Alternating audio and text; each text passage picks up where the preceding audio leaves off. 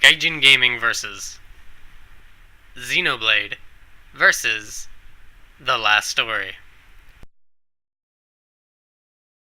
Hello fellow YouTubers and welcome to the very first episode of Gaijin Gaming Versus. For this episode I'm going to compare and contrast two Wii RPGs, and they are Xenoblade and The Last Story. How this format's going to work is I want to cover some different areas with different categories, and for this episode Xenoblade will be spoken about first and then The Last Story, and I'll follow that format throughout each and then kind of give my thoughts at the end of each category. Which game I think might have been stronger at that certain category and whatnot. So let me first start by giving some information about Xenoblade. Xenoblade was developed by Monolith Soft, published by Nintendo, and it was directed by Tetsuya Takahashi. Now the game was going to be under a different name. However, because they wanted to kind of honor Tetsuya Takahashi because of how much effort and basically pouring his soul into it, they renamed the game to Xenoblade, and it's going to be called Xenoblade Chronicles in Europe. I believe that's also going to be the same that they're going to be calling it in North America as well, but I'm not too sure. The game came out June 10th, 2010 in Japan, and is slated to come out in Europe in September of this year, 2011, and it's still to be announced for North America. And when I mean Europe, I mean the PAL region, of course. Now, there was a few people that actually worked on the music. Yoko Shimomura did a lot of the music, and she's really awesome music composer. Ace Plus helped. It's a few different people in that group. Manami Kiyota, she did some of the music as well, and Yasunori Mitsuda is credited on the soundtrack. However, he only contributed one song, and I don't mean that in a negative connotation. I just mean that he only put in one song. It's a really good song. However, it's just the ending theme. Now, a little bit about The Last Story. It was developed by Mistwalker as well as AQ Interactive, published by Nintendo, and the director is Hironobu Sakaguchi, who is the brainchild of the Final Fantasy series. The music is composed by none other than Nobuo Uematsu, and the game was released in Japan on January 27th, 2011. Now, I really don't know exactly when it is supposed to come out for the PAL regions or North America, but I have heard that it has been announced for a North American release. So hopefully there'll be some information about that in the near future. I would also like to note that as opposed to Xenoblade, The Last Story does have online, which you can actually take part in free-for-all battles and team battles up to 6 players. And these battles are exactly like how the fights are in the game. And there's also a kind of like boss battles that you can do with teammates, which is just a really nice addition to the RPG genre, I would say. In Xenoblade, the graphics are a bit blocky, but the expansive and vibrant landscapes more than make up for this fact. The characters have good detail, despite the Wii's hardware's limitations. You can change a character's outfit, depending on what he's equipped, and when you do that, some of the colors will change as well. Weapons change on the characters, depending on what is equipped, which is always really nice to see. There are a nice array of monsters, ranging from wild beasts to spiritual to mechanical. There's just a whole bunch of different monsters. And they do change colors, however, I believe it's not a big deal, but if you are a bit, if you don't like that they do palette swaps from time to time, then you might be a little bit disappointed in that aspect. However, the most impressionable aspect in this category is the environment and how many different areas there are, from caverns to towns to beach sides to my favorite of all locations, the Snowy Mountains. Each area has its own flair and secrets to explore. With all that there is to explore and living things that there are there, the game gives off the sense that it is a living world and not just some dead landscape for you to roam around on to kill monsters all the time. Also, the areas can switch between day and night, which provides great scenery when you are traveling. Here's my favorite location at night. Awesome stuff. In Xenoblade, the characters look blocky, but in the last story, the graphics are really, really good and very well polished. At times, it's surprising to realize that you're actually playing a Wii game and not something else. Though it is not really a knock on the system, its hardware limitations are well known and documented. The game proves that you don't need amazing hardware to produce a beautiful game. The characters' outfits change as well, but it feels like there are less options available. However, when upgrading the equipment, your character's outfits do change to some degree. Unlike Xenoblade, you can change your outfit's colors anytime you choose, to mix and match as you see fit. Maybe not the coolest thing, but it is a nice bonus. Just like in Xenoblade, there are a large array of weapon graphics, which is really nice to see, just the assortment of different weapons that are available. Now, onto graphics. There are ruins, towns, caves, cliffsides, castles, but it does not have nearly as much to offer as Xenoblade. The colors seem a bit drab at times, but this could be due to hardware limitations, or the director's way of using color in the game's scenes. I say this because there are some scenes with really vibrant colors, making those scenes absolutely mesmerizing and very appealing to the eyes. Where the last story has some absolutely gorgeous graphics, Xenoblade offers a vast array of different areas, some of which are absolutely stunning and more impressionable than those offered by the last stories, but only by a little bit. Slight advantage? Xenoblade.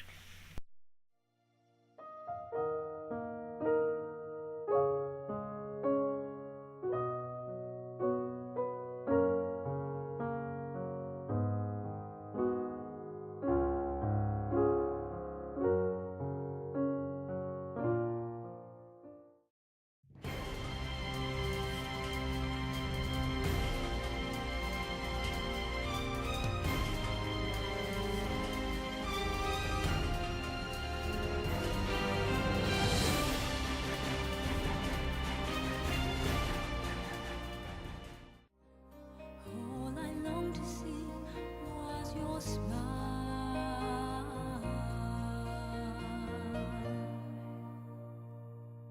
I know I won't look behind. I see no regret. The music is really enjoyable in Xenoblade. At first I was worried that the game's soundtrack would drift more towards being more of an ambient style one. However, I was dead wrong. There is a huge variety of music. The battle themes are rocking, the many different field themes are invigorating, and the final ending theme adds a tinge of nostalgia. Overall, despite so many people working on the soundtrack, it actually turned out excellent and flows extremely well.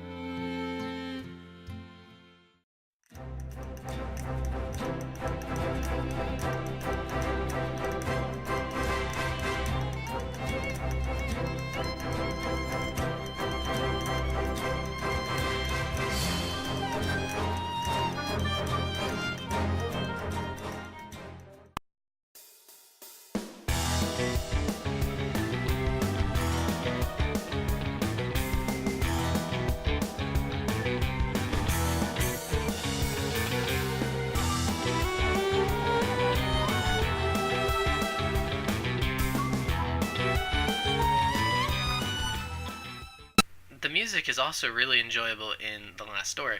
Nobuo Uematsu once again delivers an enjoyable soundtrack which really hits the right notes.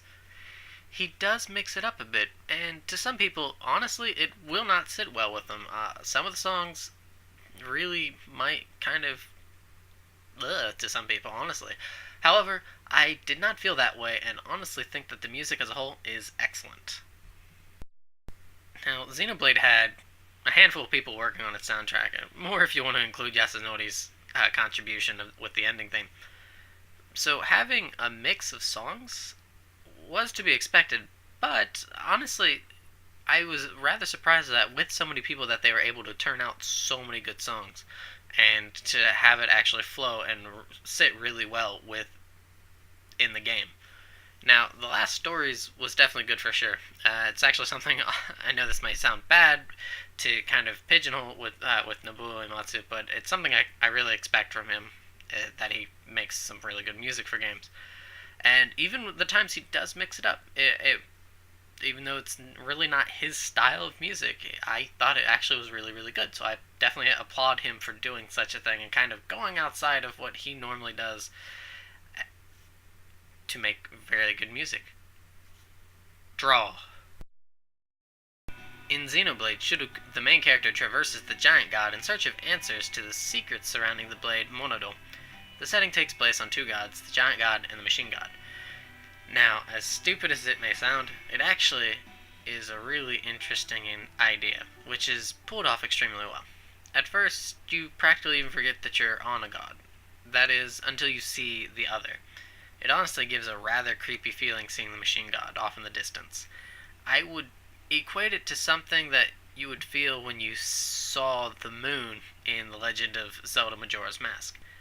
Now, without mentioning any more of the story and fear of spoiling too much, I would like to talk about the producer, Tetsuya Takahashi. He is the same individual who worked on Xenogears and Xenosaga Episode 1, and it shows. Though Xenoblade's main focus isn't hours upon hours of cutscenes for story, the story is still enjoyable. It has many nuances in the game. If you're a fan of Xenogears and or Xenosaga, you may enjoy this game like I did and see these nuances. Also, the game is a bit on the longer side, so if that's not your kind of thing, you may find it difficult to play through the whole story. In the last story, Elza and Quark, best of friends since their younger years, are mercenaries who are trying to accomplish their dreams and become knights. The story takes place on Duty Island, and that's where it is. there's not a whole bunch of different areas and stuff. It takes place in this very small area, and that's not really a negative. It's really interesting how it explores just this small area, and the whole world that's there to be discovered is kind of left untouched, which is actually really kind of cool. Now, I really don't want to say too much because I know it'll be coming out sometime down the road, so I don't want to slip up and accidentally spoil something. So instead, I wanted to, as I did with Xenoblade, take a look at Hironobu Sakaguchi and say this: since he worked hands-on through many of the Final Fantasies, especially the earlier ones, you can see those same kind of, for lack of a better word, nuances in the last story. You can see a lot of things be similar from the older Final Fantasy games, and you can, I mean, they're not carbon cut exactly the same, but you can see where the ideas were from and him using them in a different light, which is really, really nice. I really like it, especially being a fan of the older Final Fantasies. So if you are a Final Fantasy fan, I would definitely say give this a shot. And also, it's a little bit on the shorter side as opposed to Xenoblade, where Xenoblade is really, really long. Last story is a lot shorter. It's about, I won't give any hours, but it's a bit shorter. So yeah, we'll leave it at that. This is an equally difficult decision, as I've enjoyed both of their works from older games. I applaud both Hironobu Sakaguchi and Tetsuya Takahashi for being able to pull emotions and memories I have of their older titles and seeing where some of their similar plot devices and things connect or kind of allude to them without being entirely too obvious. That being said, Slight advantage, the last story. Now, the battles in this game are kind of hectic. This is just kind of in the middle part of the game. Now, you can only choose one character while your other party members are AI controlled. However, they do a rather good job. Now, as you can see at the bottom, those are your different skills, and the middle one is kind of your like super duper special skill. And when you hit the enemy so many times, it fills it up, and you're able to perform that skill. Now, the skills off to the left and right, those are kind of your standard skills that you'd see in kind of MMOs and stuff, that when you use them, they have a cooldown time, and then you can use them again after X amount of time. It gives your stats off to the left, so you can tell how much HP you have. There is no MP. And then in the top right, you also have this bar, this blue bar, that when it's filled up, you can do these special triangle attacks and stuff, which is really, really, really nice. And yeah, there's a lot to it. It's a very complex battle system. Well, I wouldn't say complex, but there's a lot going on, and so it will take a lot to get used to it. However, there is a lot of time to get used to it, and there's also so much that it's just better that you learn on your own, as opposed to me just kind of telling you and just showing you. So that's a brief look at the battle system for Xenoblade.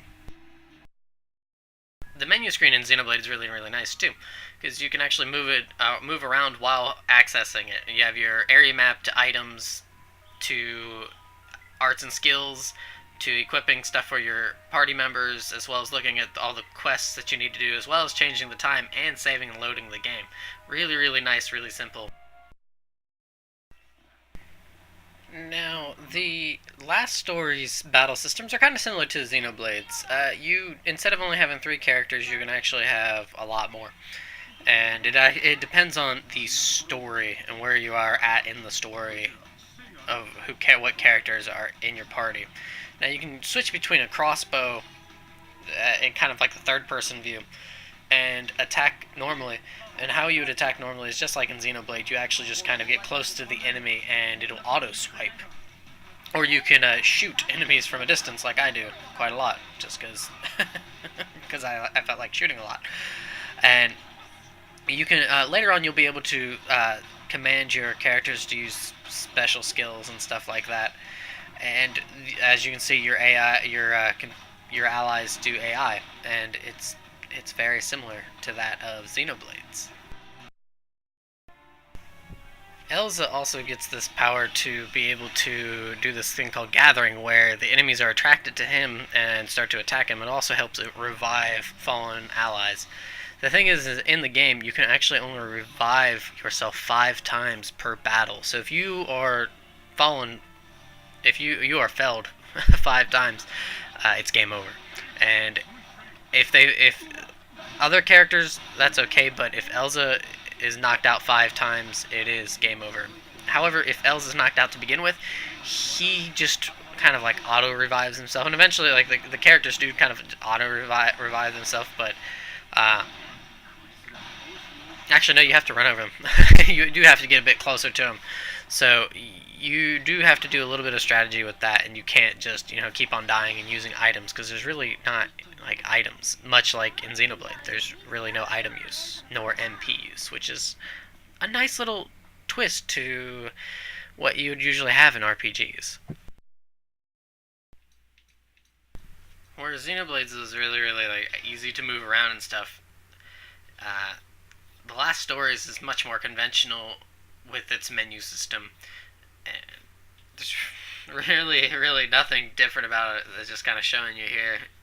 You have the main area, and then you can go through and pick different sections you want to access, and you just kind of go through that. It's a very standard menu screen.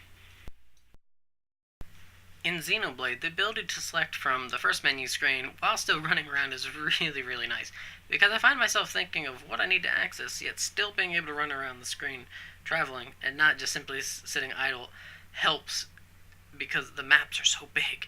The battles are both enjoyable in their own ways. You can use some of the environments to perform stronger skills in the last story, which I really didn't show because those are not necessarily story bits, but it's good to learn those on your own because learning them on your own and then kind of doing them will help later on for a lot of the battles because sometimes you will actually have to use those skills for certain boss battles. Both games require some thought process when dealing with boss, so you can't just simply let your characters attack over and over and over again.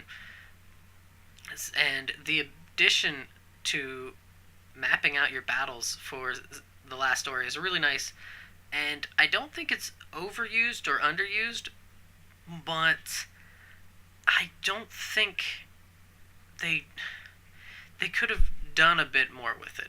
I think it was really cool and it was really nice, especially when you came up to some of the group enemies in the last story. However, I wish there were times when you could have done more. It felt like you could, but I don't know. I didn't make the game. Just my opinion. Though the battles may begin to feel slightly stale in Xenoblade, as there's not as much variety offered in the sense of learning new skills to use on the in the environment. The ability offered by Monado is extremely wonderful, and the fact that you can see the future, even in battles, sometimes keeps it really interesting and not just run-of-the-mill action RPG or that of something of an MMO. Slight advantage, Xenoblade. Now, Xenoblade has a lot of different little things in the game that are really, really, really nice. Really things that I enjoy, things that are really awesome, things that just are really kind of surprising, I guess, for lack of a better word. For example, you're able to change the time anytime you want in the game. And this comes in really handy when you're doing quests, because certain monsters don't come out unless it's a certain time frame, as well as certain people that aren't out and about and walking around and stuff unless it's a certain time of day. So it's really, really nice. You take fall damage, which I didn't expect at first. And first time that kind of happened, I definitely wasn't ready for it because I went into a battle straight away and totally got rocked. But it's really nice. Jumping's nice too because even though you do take fall damage, if you're able to land in a body of water that's deep enough, you actually don't take any damage no matter the fall, which is really, really, really cool. The maps are really, really big. And I know I'm saying really way too much, but the expansiveness of the maps is just mind-boggling. It's really hard to actually imagine this being a Wii game because of that. It's amazing. That you have this gem crafter where, though the guy's voice for it's a little strange, it's really, really cool. You have to use it to better your character stats and stuff so you can become super duper sweet. So it's really nice, and it's one of the things you don't it's not imperative that you use, but it's more than beneficial. You also have a memo log which keeps track of everything. You can do a quick one to jog your memory of where you're at in the story. You can do it to know what quests you've done, what quests you haven't done, and also the kind of like the partnership scenes and stuff like that. Really, really nice. And there's also New Game Plus, which everybody loves New Game Plus, right? Unfortunate thing is that there is no online for this game, so that is a bit of a downfall, especially when you're comparing it to the last story. Now, in regards to the last story, it does have enjoyable online. I'm not really going to show it. It's really... leave it up to you guys. As I said before, it's very similar to doing a lot of the fights in-game, but you get to play it online, which is really nice. And is definitely something that you can hold over Xenoblade, because Xenoblade does not have any online. There are these oranges and lemons that you can knock over in the towns, which is... every time I do it, it puts a smile on my face. It's really... I know it's really juvenile, but I find it absolutely hysterical. And you can also buy these banana peels, so you can shoot them at the townspeople and they trip and fall. And you can actually get these banana peels online when you're playing, so you can shoot them at online people and knock them over and make them trip, which is, to me, pretty funny. You can also do this kind of balancing act if you're close to the edge of a cliff. It's automated, but you just kind of walk, and it has the animation of him, like Elsa, the main character, going whoa, whoa, whoa, whoa, which is, it's a really nice little touch. And also, when you run into people, depending on how hard you run into people, if it's just like if you're walking into them, it's just a little shoulder bump. But if you like hit them, they kind of like fall backwards and stuff, and they're like, "Hey, what are you doing?" Or they, they'll usually say something to you. So, and the biggest thing to me was the changing of the opening screen depending on where you're at in the game. Now, when you first start the game up, it has that white background and it says the last story, and then when you press A, it brings up an image. That image changes depending on where you are at in the game, which is a really cool touch, I think. And there's also New Game Plus, so it's really a lot of good extra little things, especially for the last story. Another hard decision. The biggest downfall for Xenoblade is that there is no online play. Now, I'm not the biggest online play kind of person, but I know a lot of people are, so that in itself is pretty, it hurts. It hurts it a little bit, especially also that there is only 3 save files. I know I didn't mention that before, but it's something to bring up. In Xenoblade, you can only save in 3 different slots, which definitely hinders it, especially to a lot of RPG players that like to save on multiple slots. Didn't bother me much, but I know a lot of people don't like that, and don't like having a lot of slots available to save from. Now, even though the Wii's online play is a bit restrictive, it is still an enjoyable experience and fun for a while, and gives the last story that extra bit of gameplay.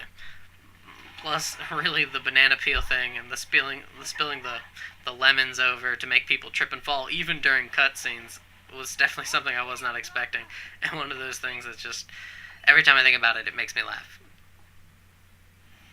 Slight advantage, the last story.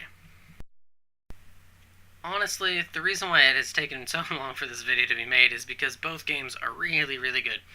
They both have their own merits and downfalls. However, these qualities do not necessarily overlap one another, and each game will appeal more to different people. If you're more interested in an MMO style RPG that takes many, many hours to complete, definitely check out Xenoblade. If you're more into being guided along a storyline and enjoying some online gameplay, definitely check out The Last Story. As enjoyable as both games were, I find myself being pulled a little bit more to wanting to replay Xenoblade than The Last Story. However, I think that's more because I played The Last Story more recently fully through than I have Xenoblade. I hope you enjoyed this episode of Gaijin Gaming Versus. Have a good day. Xenoblade versus The Last Story. Draw.